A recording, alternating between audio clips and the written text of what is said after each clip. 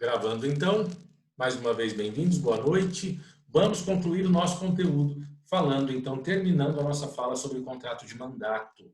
Então, nós, na semana passada, estávamos falando sobre este contrato de mandato e só para retomar algumas coisas, porque é importante fazermos essa abordagem, nós dedicamos um primeiro momento para diferenciar mandado de mandato, né? O mandato, o contrato de mandato, ele é previsto a partir do artigo 653 do Código Civil. Então, se eu quero localizar o contrato de mandato, bem como a sua previsão no Código Civil, a sua previsão se encontra a partir do artigo 653. Alguns pontos importantes. Palavras parecidas, mas com significados bastante distintos. Mandato, que é o nome do contrato que nós estamos conversando, ele significa representação. Então, o mandato é a forma pela qual uma pessoa é representada. Ela pode estar em mais de um lugar ao mesmo tempo. Ela pode ela mesma estar em um lugar e em um outro lugar ao mesmo tempo. Um indivíduo com uma procuração representa essa pessoa. Então, é uma forma de facilitar as relações sociais, né? As relações das pessoas, principalmente diante de pessoas que possuem muitos afazeres. Mandado é ordem. A gente fala mandado em relação a todas as ordens que são feitas pelo Poder Judiciário. Então, sempre que o juiz determina que alguém seja intimado, que alguém seja citado, uma perspectiva processual, isso é feito por meio do mandado, porque vem de mandar, certo? Não podemos confundir esses dois institutos. Falar de mandato, como nós já acabamos de comentar, isso significa representação. E nós conversamos também que existem duas espécies de mandato.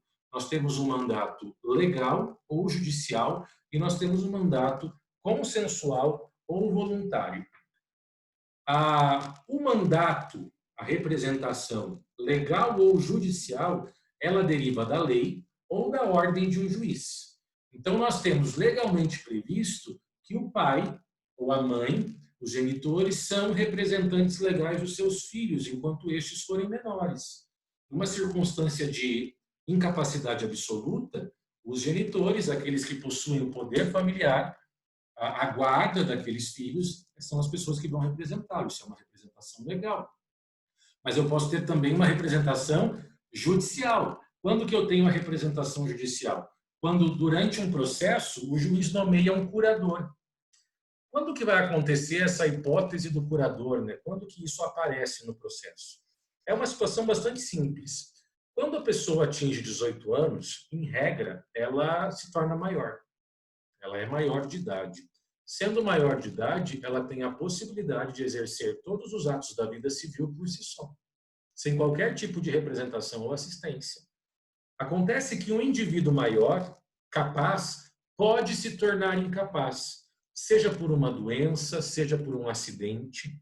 E aí eu tenho uma pessoa que vai precisar ser interditada, porque apesar de ter lá 30, 40, 50, 60 anos, ela não mais possui condição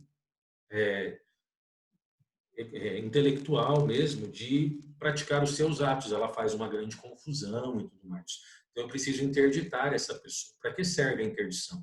Eu pego uma pessoa capaz e torno ela incapaz. Faço o caminho inverso da aquisição da capacidade que se dá pela maioridade, que se dá pela idade, né? Quando o juiz faz a interdição de alguém, é nomeado um curador. E o que o curador faz? Representa o interditado. Vai representar o interditado nos atos que ele for praticar. Então, nós temos aqui uma representação que é derivada de uma decisão judicial. E temos a representação consensual ou voluntária, né? E quando que a gente tem essa representação consensual ou voluntária? Quando as pessoas voluntariamente, por seu próprio desejo e de maneira consciente e livre, outorga para alguém a possibilidade de representá-lo. Então, se eu, seja por qualquer motivo, quero que uma outra pessoa me represente, porque eu não quero ir naquele lugar, porque eu não posso ir, porque eu estarei fora, porque eu estou incapacitado, eu posso outorgar, e o verbo correto é outorgar mesmo, uma procuração para que alguém faça as minhas vezes naquele lugar. Ele vai lá, agir em meu nome. Isso é representação. E isso é um instrumento de mandato que a gente tanto fala, né? Pensando em um conceito de mandato, contrato pelo qual o procurador ou mandatário, né, se obriga a praticar os atos jurídicos em nome do mandante ou do representado. Então, a pessoa que está passando uma procuração, se eu vou passar um tempo fora do Paraná e eu preciso deixar uma procuração com alguém, eu estou outorgando a procuração. Se eu estou passando a procuração, esse instrumento de mandato, eu sou o mandante ou representado. A pessoa que recebe a procuração para agir em meu nome, nesse nosso exemplo, ela será o procurador ou o mandatário, ou ainda posso chamar de representante. Certo? Também foi importante nós traçamos uma diferença entre mandato e prestação de serviço. São coisas completamente diferentes, porque no mandato, um terceiro age em meu nome. Na prestação de serviço, o terceiro age em nome dele e presta um serviço. Então, a gente tem essa diferença entre mandato e prestação de serviço. Beleza? Bom, quando a gente pensa, né, o procurador, a pessoa que recebe essa procuração, ela vai representar o mandante. Assim como o advogado pode substituir a parte em um processo. Nós temos alguns tipos de demandas processuais em que a parte ela não precisa comparecer na audiência, ela não precisa comparecer nos atos judiciais. O advogado faz as vezes dela. Mas essa procuração outorgada para um advogado é uma procuração específica. Não é necessariamente esse contrato que nós estamos estudando, mesmo porque no Estatuto da OAB nós temos uma previsão específica sobre a procuração, que é passada ao advogado. Então é uma regra diferenciada e é uma procuração também, inclusive prevista no Código de Processo Civil. Então também nós temos que tomar um cuidado para diferenciar o contrato de mandato previsto no Código Civil e o mandato judicial, que é a procuração passada para um advogado. E tem previsão própria, tem regulamento no Código de Processo Civil e também tem regulamento dentro do Estatuto da OAB, do Estatuto da Ordem dos Advogados do Brasil.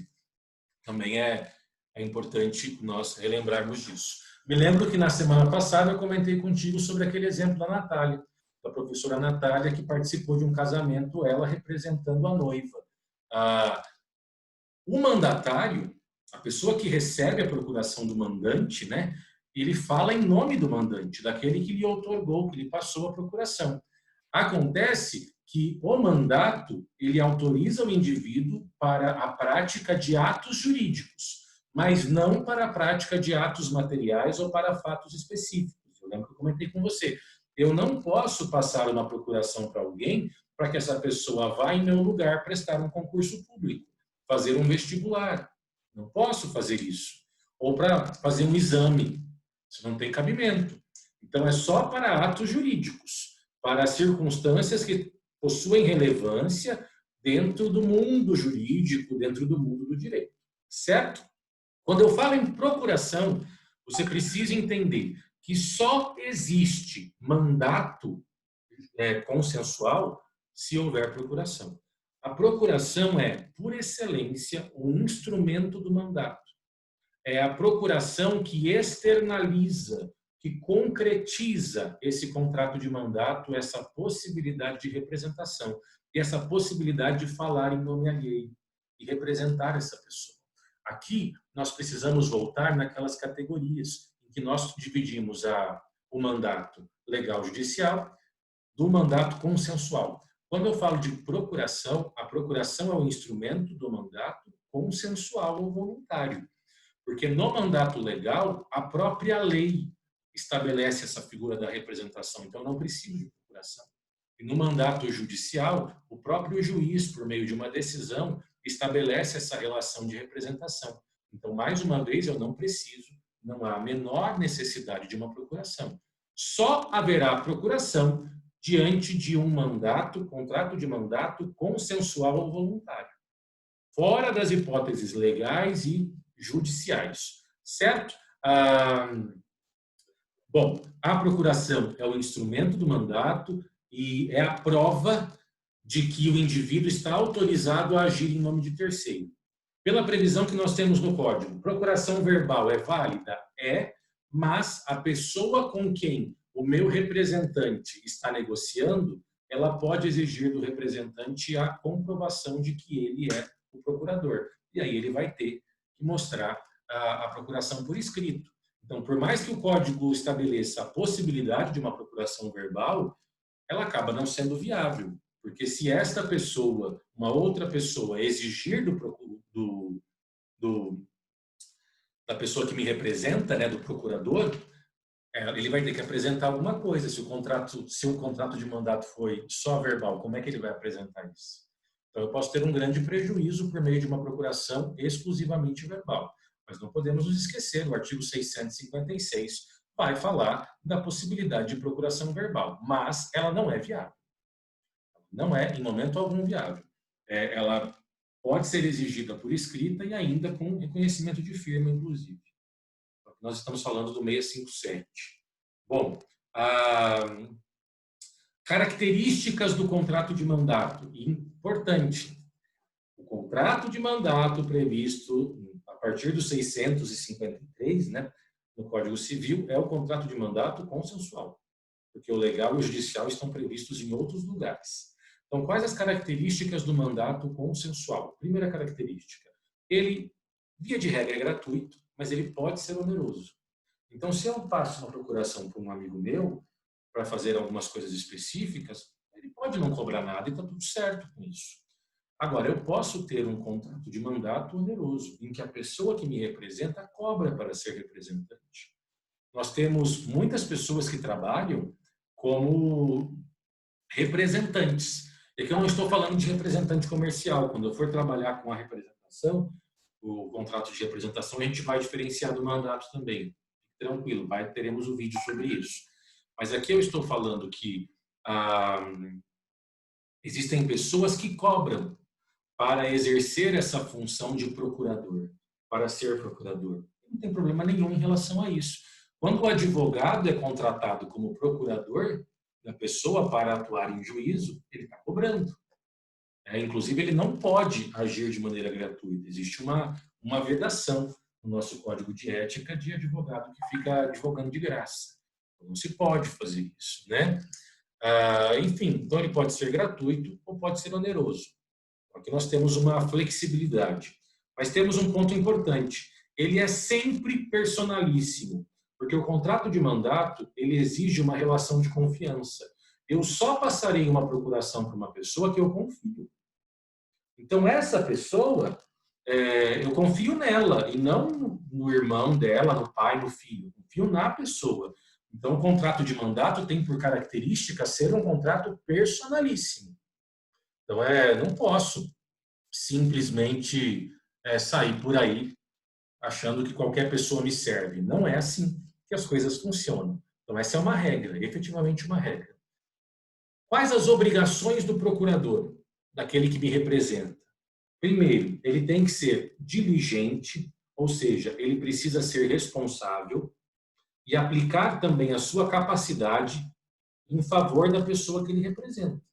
Agir de maneira adequada, agir de maneira honesta, agir de maneira competente, agir da maneira como aquele que está representado, né, gostaria de agir.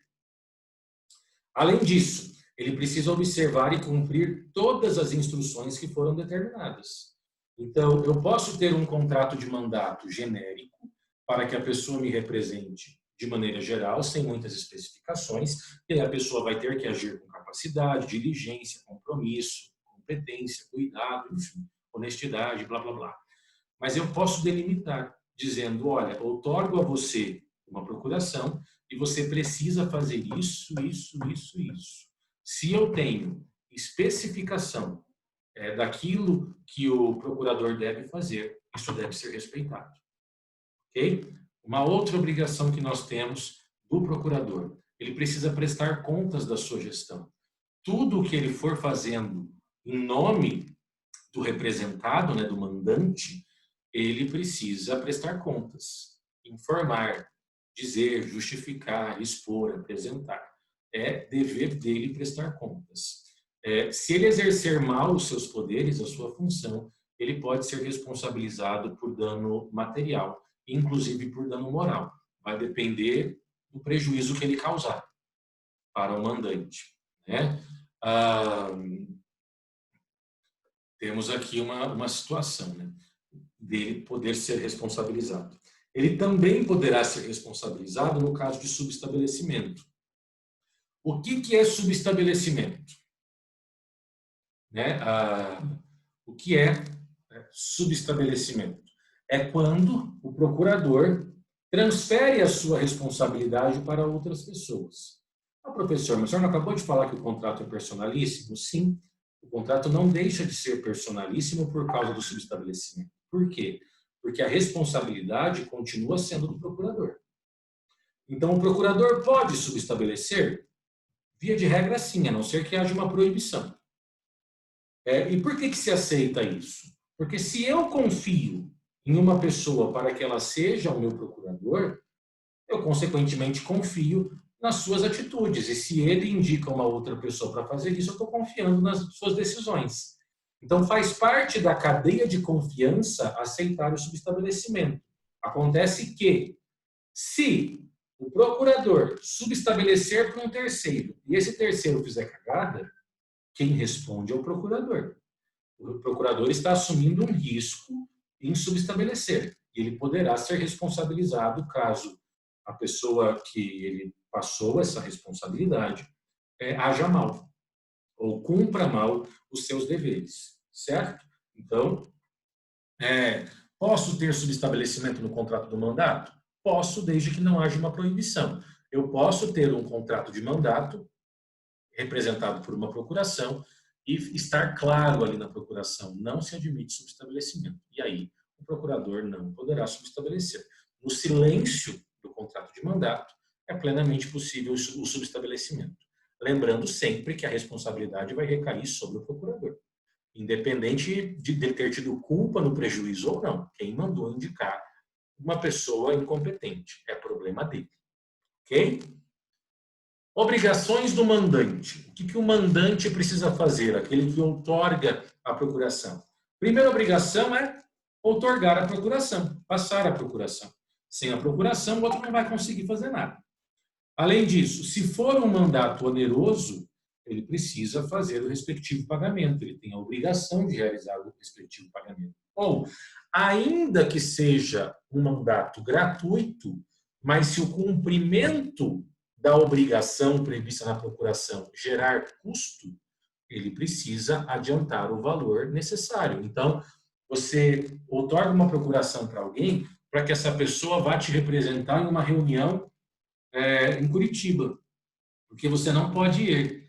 Você precisa custear essa viagem. E se ele vai de carro, você tem que adiantar o dinheiro para que ele cumpra o mandato, execute o mandato.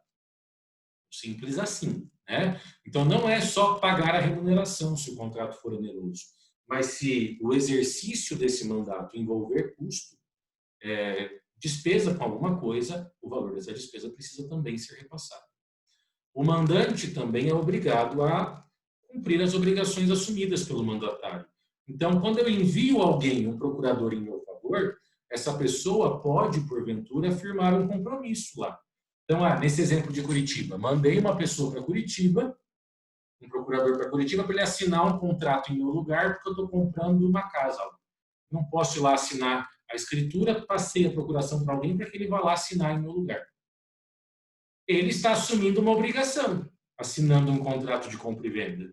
Para ele? Não, para mim. Eu preciso cumprir essa obrigação, porque é como se eu estivesse lá assinando esse contrato de compra e venda. Certo? E o mandatário tem a possibilidade de exercer direito de retenção. O procurador pode exercer direito de retenção sobre bens do mandante para forçar o mandante a cumprir a sua obrigação. E aqui nós estamos falando dos artigos 664 e 681, artigo 664 e 681. Vamos dar uma olhada no que diz o artigo 664. Olha o que fala aí. O mandatário, que é o procurador, tem o direito de reter, direito de retenção, o objeto da operação que lhe foi cometida, quanto baste para tudo o que for devido em consequência do mandato. Então, eu passei um mandato para a pessoa para que ela vá lá e compre uma moto. E assine o contrato de cumprimento da moto. O cara vai, pega a moto e traz. Chegou aqui, eu tinha que passar para ele o valor das despesas, ou até mesmo o pagamento, e eu não faço isso. Ele retém a moto enquanto eu não pago. Então, ele pode exercer direito de retenção. Isso é perfeitamente possível que o mandatário faça. E ele faz isso nos limites do 664 e nos limites do 681. E depois você dá uma olhada. Acabei de ser notificado que o nosso tempo está chegando ao fim. E eu também preciso ir para a reunião. Vamos terminar isso aqui. Extinção do mandato. Como que o mandato ele termina? Bom, o mandato ele vai terminar e nós temos hipóteses de extinção do artigo 682. Olha o que fala o 682. A extinção do mandato. Ele fala acesso ao mandato. E nós temos ali 4 hipóteses de extinção do mandato. Certo? Então, quando que o mandato pode ser extinto? Quando houver a revogação da procuração e o mandante tem a possibilidade de revogar a procuração a qualquer momento, é direito potestativo seu, ele pode submeter o outro a essa modificação a qualquer momento. Perdeu a confiança ou quer encerrar a procuração, faça a revogação. É perfeitamente possível. É contrato personalíssimo, morreu o procurador. Nós temos ali a extinção da procuração. Não vai transmitir essa obrigação para os herdeiros do procurador. E aí morreu o mandante, quem outorgou a procuração, também está extinta a representação. A morte de qualquer uma das partes vai gerar a extinção do contrato de mandato. Inciso 3 do 682. Pela mudança de estado que inabilite o mandante a conferir os poderes, ou o mandatário para os exercer. Vamos pensar na seguinte hipótese, que é a que eu coloquei no material para você. O advogado exerce com uma procuração e ele é aprovado em um concurso que o impede de advogar. Ele se tornou inabilitado para ser representante. Então, está extinto o contrato de mandato. Ou, no caso do inciso 4, pelo término do prazo ou pela conclusão do negócio. Se eu passei uma procuração somente para a pessoa ir até um lugar e fechar um contrato de compra e venda, ela foi e fechou o contrato, está extinto a procuração. Ou então, quando eu coloco uma procuração com prazo de validade, o que é bastante comum. A pessoa faz lá uma procuração no cartório e coloca lá, essa procuração tem validade por 2 anos, por exemplo. Tá? Um outro detalhe que é importante, que não está no material, mas que é importante. É possível que a procuração tenha cláusula de irrevogabilidade. Então, é possível que o contrato de mandato e a procuração que ele tenha uma cláusula de irrevogabilidade. Se essa cláusula existir, isso quer dizer que o mandante não poderá revogar? Não. O que isso quer dizer? É que se ele revogar, ele poderá ter que indenizar o mandatário, pagar uma indenização ao mandatário, desde que ele demonstre que teve prejuízo, é óbvio. Mas por mais que haja uma cláusula de irrevogabilidade, isso não significa que a procuração ela é permanente, ela é eterna. Ela pode ser revogada, mas a consequência que nós teremos aqui é a possibilidade de pagamento de indenização por parte do mandante para o mandatário, para o procurador. O último ponto que a gente trabalha no material que foi disponibilizado para você é relembrar aquela ideia do autocontrato. Lembra que eu comentei com vocês lá na parte geral? A pessoa não faz contrato consigo. Não tem sentido eu doar o meu celular para mim ou eu vender o meu carro para mim. Isso é um absurdo. Não se faz contrato consigo. Mas o autocontrato é uma figura possível no caso da representação, no caso do contrato de mandato.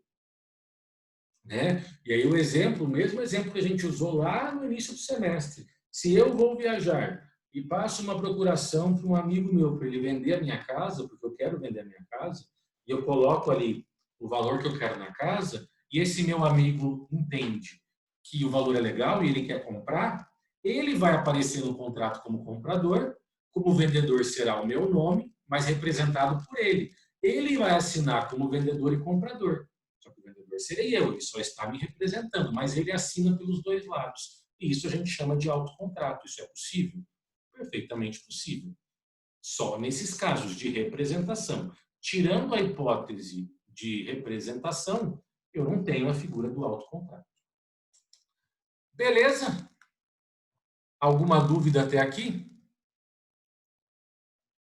Tudo certo?